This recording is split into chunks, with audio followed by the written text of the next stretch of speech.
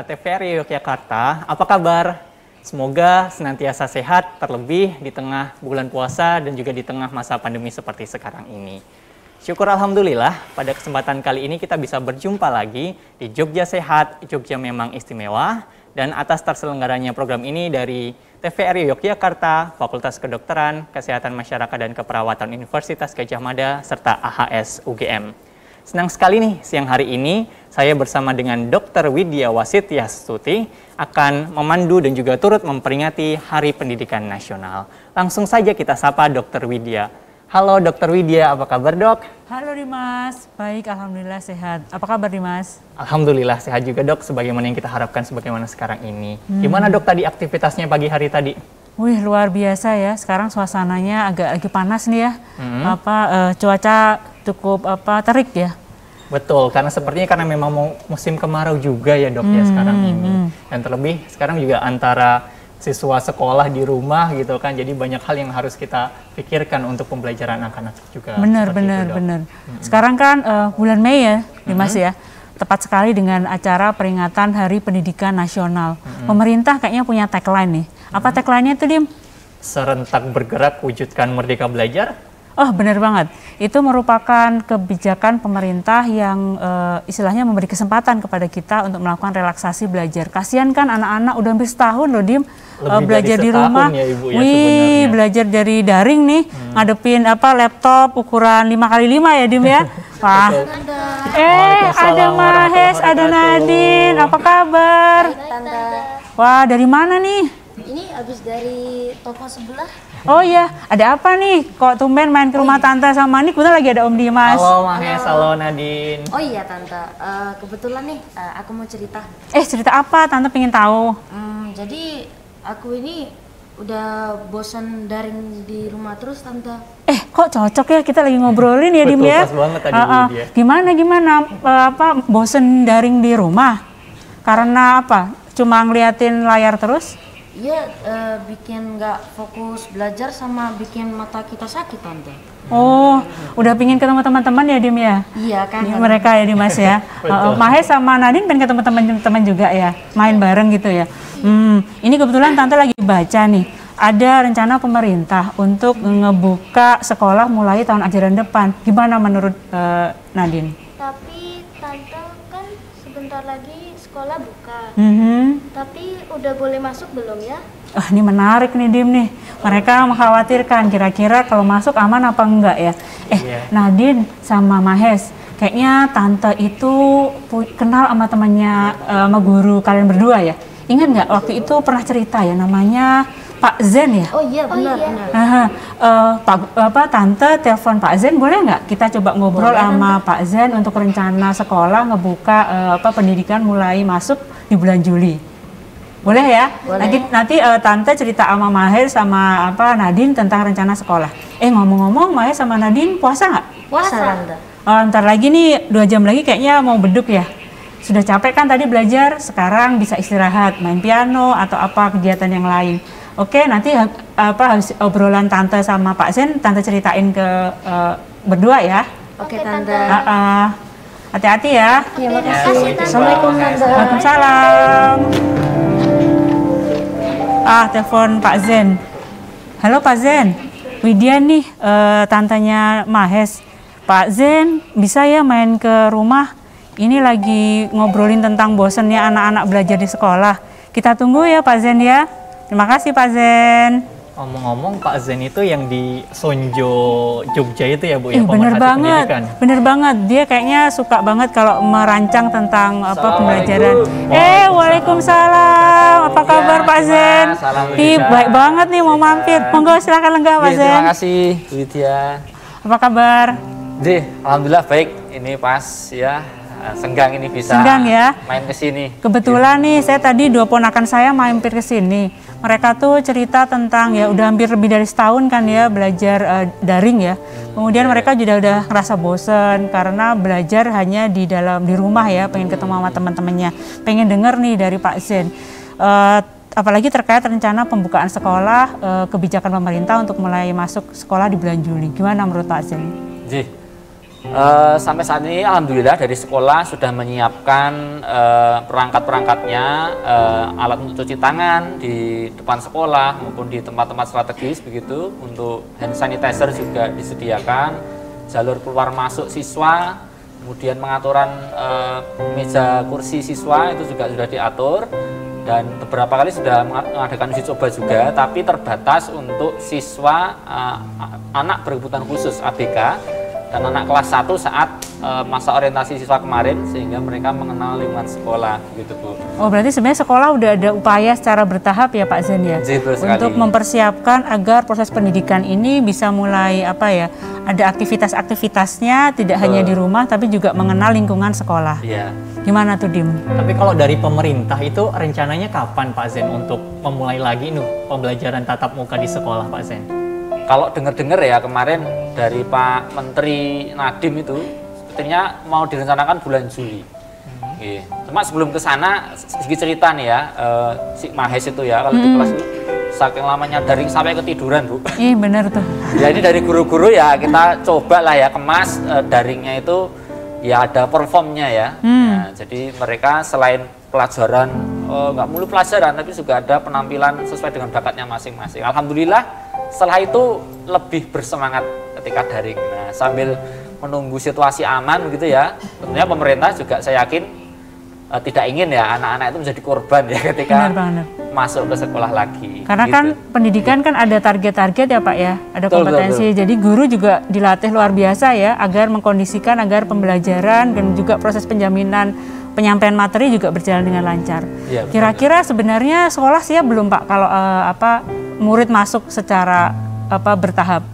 Kalau rasanya itu sudah siap sih, tapi daripada saya keliru bicara ya, lebih baik kita undang saja teman saya Bu.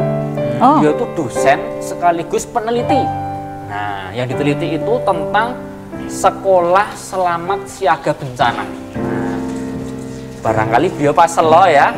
Boleh. Coba saya telepon ya Bu ya. Banget tuh. Setuju banget Pak. Tapi bukan SSB sekolah siaga. Oh, bukan sekolah sepak bola ya? Bukan sekolah sepak bola. Bukan, beda ini. Oh iya. Ya. Assalamualaikum. Ya, dengan Bu Evi nggih, alhamdulillah. Pripun kabare Bu? Sehat? Alhamdulillah. Baru di mana nih Bu? Oh, baru di bengkel. Di bengkel mana? Wah, kebetulan sekali Bu. Ini saya sama Bu Widya ini baru ngobrol-ngobrol tentang sekolah masa pandemi Bu. Nah, kalau nggak keberatan sambil nunggu mobilnya dibetulkan, monggo mampir mriki Bu. Iya, sebelahnya bengkel persis. Nggih, saya tunggu ya Bu nggih. Matur nuwun. Assalamualaikum. Benar-benar rezeki nih. Ternyata lagi dekat kita ya. Iya dekat sekali, berarti bengkelnya cuma sebelah sini. Assalamualaikum. Waalaikumsalam. Selamat sore, silakan Bu Evi. Sehat ya Bu? Alhamdulillah. Silakan duduk Bu. Baik sehat. Tetap semangat ya, puasa-puasa ya. Itu kebetulan nih Bu Evi pas banget pergi di sekitar kita ya. Iya, kalau resan banget Mbak Widya. Kebetulan saya lagi ngobrol nih sama Mas Dimas sama Pak Zen. Tadi kebetulan juga ponakan tuh ngeluh tentang sekolah yang udah hampir setahun tapi nggak di dalam kelas ya. Tapi kan bagaimanapun juga kesehatan dan keselamatan itu kan yang prioritas ya saat ini pemerintah upayakan. Nah Pak Zen ini kebetulan tadi cerita kalau Bu Evi tuh punya S3B ya Bu ya. Betul sekali. Ini kayaknya cocok banget nih untuk masa pandemi. Bisa dijelaskan Ibu, kami para guru dan kepala sekolah ini kira-kira sekolah itu sebenarnya benar-benar siap atau belum gitu loh. Oh gitu. Kira-kira apa yang perlu disiapkan? Iya, kira-kira gitu loh. Iya, oke. Jadi begini nih, sebetulnya pandemi ini ya, kalau kita boleh jujur, pandemi ini sebetulnya mengajarkan kita untuk selalu berbudaya keselamatan. Kita sering dengar ya setiap hari, jangan lupa prokesnya jangan lupa, protokol kesehatannya. Artinya apa? Kalau kita itu mau selamat, ya sesuailah dengan prosedur begitu ya. Jangan lupa Pak Zen, masker dipakai, APD dipakai. Kadang masih sering morot-morot tuh teman-teman tuh ya. Betul, maka APD harus dipakai, kemudian sesuaikan dengan aktivitasnya, dan kalau bisa ya harus ya dipakai dengan semestinya, dengan benar, agar dia bisa melindungi kita. Itu poin penting loh dalam budaya keselamatan. Nah sekarang kalau kita mau ngobrol tentang SSB atau S3B gitu ya, apa itu? Dia adalah sekolah selamat siaga bencana. Jadi sebetulnya Sekolah begini Mbak Selamat Widya. Siaga Bencana. Betul. Jadi dia itu penggabungan dari 3 model. Yang pertama dari SSB atau SPAB, Satuan Pendidikan Aman Bencana, sebagaimana yang ada dalam Permendikbud 33 2019. Kemudian kita tambahkan dengan SRA dari Kementerian PPPA atau Pemberdayaan Perempuan dan Perlindungan Anak. Iya, betul. Kemudian kita injekan loh dengan pendidikan keselamatan anak. Wah, luar biasa. Nah, jadi Komplit. komplit ya. Jadi kita integrasikan, kita sederhanakan agar sekolah itu mampu laksana begitu ya.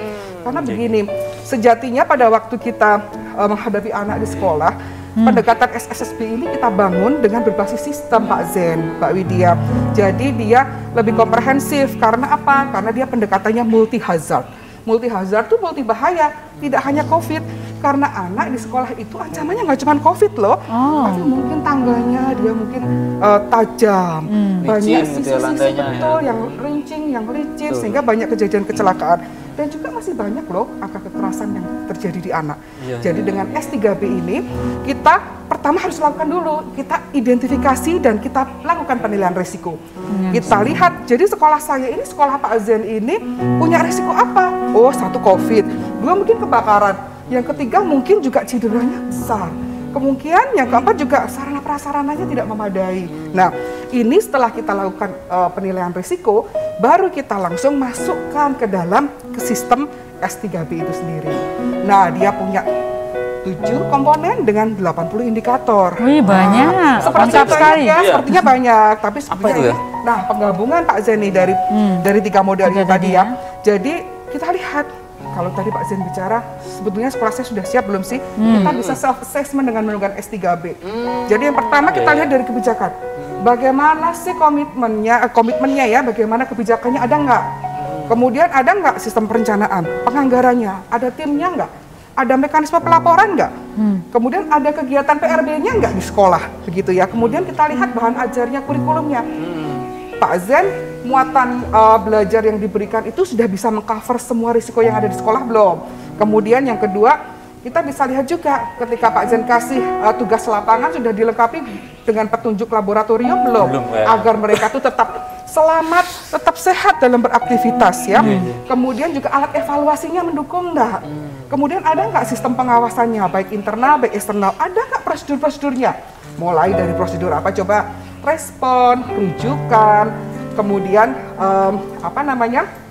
terkait juga dengan reunifikasi ya. Wih, menarik banget. Nanti kita lanjutkan lagi ya. Pak Zen masih pengen tahu nggak? Wah, pengen banget Bu. Setuju Ibu, tapi Gimana? sebelum itu kita Penasaran nih. ada yang mau lewat dulu nih Bu. Oh, iya. Bahas Oke. yang lebih seru nanti. Oke, kita tunggu setelah yang satu ini. Yes.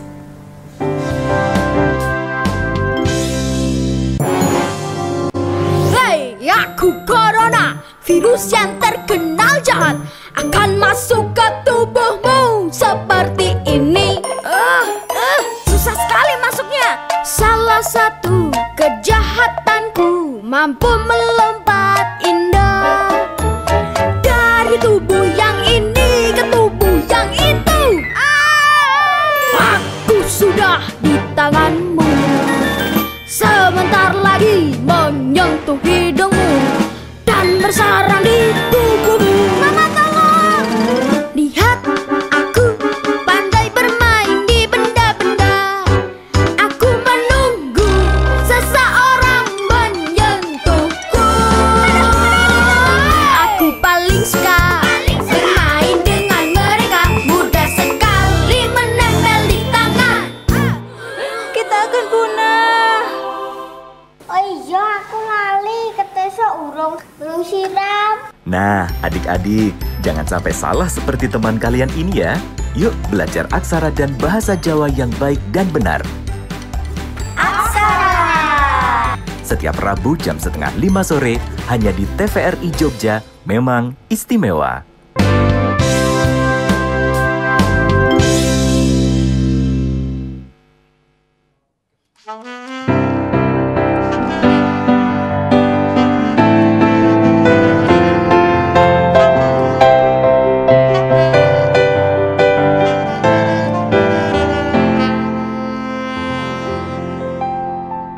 Lagi bersama Jogja Sehat, Jogja memang istimewa. Dan kali ini kita akan melanjutkan pembahasan tadi yang sempat tertunda pemirsa semuanya. Dan pembahasan itu tadi sudah sampai di Bu Evi. Semoga Bu Widya, Bu Evi, Pak Zen. Oh ya, tadi Bu Evi kan udah jelasin ya, ada 7 prosedur untuk selamat dari siaga bencana. Ayo Bu Evi tambahin nih apa lagi tuh? 7 komponen ya Mbak Widya. Oke, komponen selanjutnya terkait dengan infrastruktur, pastinya udah pada paham. Kemudian ada juga yang ketersediaan informasi. Jadi ini penting sekali ya untuk mengedukasi seluruh komunitas sekolah. Kemudian yang terakhir juga terkait dengan kemitraan. Sekolah itu penting banget loh punya mitra agar bisa terus memperbaiki sistem yang ada di sekolah. Begitu. Jadi itu kurang lebih 7 komponen ya, 7 komponen di dalam SSSB. Nah, sebetulnya begini Bu Widya. Kalau ini juga tantangan buat sekolah Pak Zen. Pada waktu kita pandemi, kan anak itu banyak nih di blended learning ya, atau didaringkan. Daring, gitu. betul. Nah, kalau kita lihat dari pendekatan SSSB atau S3B, nah ini kita harus hati-hati juga karena hazardnya tidak hanya COVID loh, betul tapi banget juga paparan internet mungkin ya Bu ya. radiasinya Radiasi. excellent. Kemudian apalagi terkait dengan statik posturnya, jadi muskuloskeletal disorder atau keluhan muskulonya bagaimana ya. Kemudian kesehatan juga mata. betul rentan juga terhadap bullying loh, karena apa? Anak yang biasanya tidak pernah pegang gadget lama, sekarang pegang gadget lama. Jadi sekolah harus bisa ini menyusun sebuah program yang komprehensif sehingga anak itu bisa tumbuh kembang secara optimal ya, terlindungi seluruhnya. Nah, saya punya videonya loh. Wih, ada nih menarik. Oke.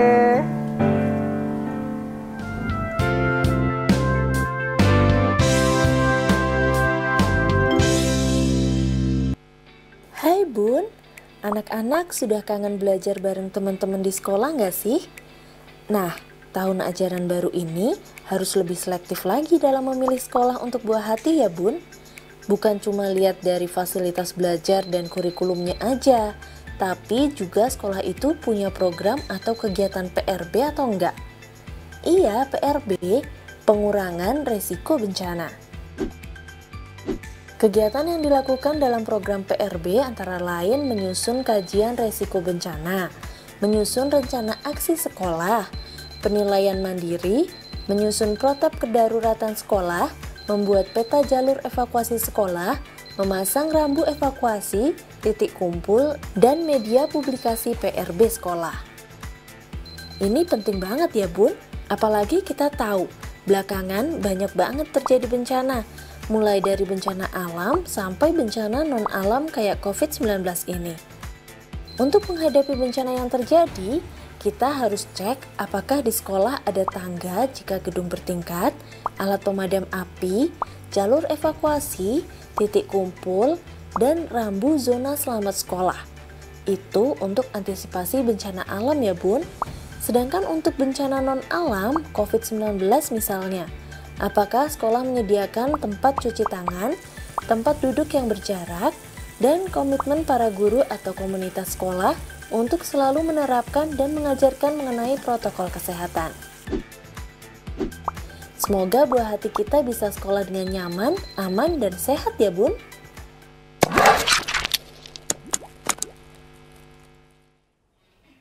Ya, ternyata videonya informatif sekali Bu Evi. Dan kalau mau langkah praktisnya nih Bu, seperti Pak Zen tadi, si pelaku di tingkat pendidikan, Bapak Ibu kepala sekolah lain, barangkali apa yang seharusnya dilakukan Bu Evi? Oke, jadi ketika kita berbicara terkait dengan SSSB tadi, kalau kita berbicara dalam konteks COVID kita ikuti saja.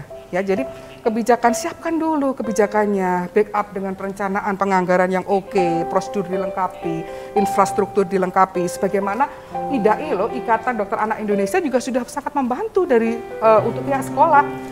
IDAI mengeluarkan semacam checklist untuk kesiapsiagaan itu sangat link and match sekali dengan instrumen SSSB. Yang pertama ya, salah satunya komponennya ada kebijakan. Dilihat apakah ada pembatasan durasi waktunya, kemudian bagaimana kebijakan istirahatnya, kemudian makan siangnya, kemudian adakah prosedur terkait dengan alur mitigasinya, kemudian prosedur untuk siswa berangkat dan pulangnya, itu semuanya ada, termasuk infrastruktur, evaluasi, dan pelibatan dari komunitas sekolah itu sendiri. Begitu. Jadi ini tantangan Pak Zen untuk sekolah ya. Jadi anak itu kan energinya luar biasa ya. Jadi kalau bisa kita melindungi dia dari COVID, tapi juga tumbuh kembangnya juga diperhatikan Pak Zen. Jadi penugasan itu harus lebih interaktif. Jadi juga diberi kesempatan anak itu tidak duduk lama dengan posisi statis, tapi juga dia mungkin diberikan semacam apa ya, dipenuhi hak-hak untuk kreativitas dia bisa dipenuhi gitu ya. Jadi tumbuh kembangnya difasilitasi lah Pak Zen dari sekolah, dari melalui penugasan dan yang lainnya gitu. Bu Evi, ya. Ini kan pandemi ya. Kira-kira gimana nih implementasi SSSB di masa pandemi COVID ini? Nah, oke. Jadi ketika kita berbicara tentang COVID itu sendiri, pastinya yang pertama tadi sekolah ya. Saya ulangi lagi tentang sekolah ya. Apakah sekolah sudah betul-betul sudah menerapkan protokolnya, gurunya sudah divaksin belum? Kemudian punyakah kebijakan tadi pengaturan durasinya, jam istirahatnya, diusahakan siswa itu apakah dia di shifting gitu ya? Apakah ada mungkin dibatasi 50% dulu, siswa masuk dari pintu mana, keluar dari pintu mana, infrastruktur standarnya seperti cuci tangan, mungkin pengecekan suhu sebelum masuk, itu harus dipenuhi di sekolah itu sendiri begitu ya. Kemudian juga yang penting prosedur, bagaimana mekanisme rujukannya kalau ada suspek. Nah ini kan penting biar sekolah nggak bingung nih nanti kalau ditemukan suspek. Misalnya diukur ternyata 39 gitu. Nah begitu. Gitu ya? Nah tadi Pak Zen ya. Terkait dengan S3B, Pak Zen nggak perlu khawatir karena kami sudah ada Android-nya loh. Ada? Iya aplikasi betul. Android. Iya ya? Semua sekolah itu bisa mendownload. Namanya apa Bu ya? SSSB itu tersedia di Play Store ya. SSSB. Iya. Itu adalah mekanisme kita untuk melakukan self assessment. Jadi sebetulnya di sekolahan saya ini yang belum punya yang apa sih, yang masih lemah apa sih? Apakah prosedurnya, apakah infrastrukturnya, ataukah yang lainnya begitu. Nah dari situlah nanti instrumen ini sudah dilengkapi dengan prioritas aksinya. Jadi sekolah tidak perlu bingung-bingung mana dulu nih yang harus saya selesaikan. Gitu. Harapannya ini bisa sangat membantu ya. Ini cocok banget ya. Betul yang merah itu. Ada penilaian ya, penilaian SSSB. Coba saya download ya Bu. Iya, begitu Bu. Kayaknya gampang banget ya. Jadi sekolah itu bisa memanfaatkan program yang sudah disusun oleh Bu Evi ini. Ini saya rasa cocok banget tuh sama upaya kita untuk memastikan bahwa mutu sebelum kita menurunkan siswa-siswa itu ke sekolah, kita harus bisa melakukan identifikasi situasi terkini. Lalu apa yang harus dikembangkan juga ya Bu Evi ya? Betul sekali Bu Widya. Begitu Mas Dimas. Iya. Lalu kemudian kira-kira Bu Widya, apalagi Bu yang bisa kita bawa pulang dari pembahasan Bu Evi selaku pemerhati pendidikan dan juga tadi Pak Zen selaku pelaksana? Gimana Pak Zen? Kalau dari yang dijelaskan kamu Bu Evi tadi, apakah kira-kira siap nih sekolahnya Pak Zen? Wah ini siap Bu lah, ini saya mau download tapi ini sinyalnya agak susah ini. Wah. Mungkin nanti setelah ini ya. Iya nanti setelah. Kalau ada kesulitan boleh hubungi saya. Oh iya. Berapa sekolah Bu Evi yang kira-kira sudah kita uji coba ya? Itu di Jogja sendiri udah 541 sekolah, di Jawa Tengah ada main banyak ya? Iya 160 sekolah. Wow. Gitu. Jadi ini tidak cukup mudah diimplementasikan di tingkat sekolah. Oh ada konsultannya ya Bu? Misalnya saya udah ngisi nih, bingung tau, habis ini ngapain ini? Oh boleh. Ini kan kita kan dengan Gajah Mada ya, jadi nanti bisa juga berkontak dengan ada Gajah pendampingan Mada. begitu? Iya. Oh iya. Gitu Mas Sana Dimas. tak hitungkan ke Pak Kepala Sekolah. Iya, semoga bisa bermanfaat ya.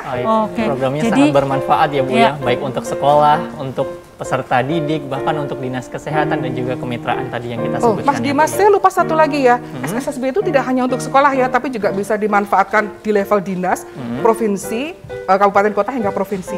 Jadi dinas itu bisa tahu loh seberapa gambaran sekolah saya itu seperti apa tingkat kesiapsiagaannya. Gitu.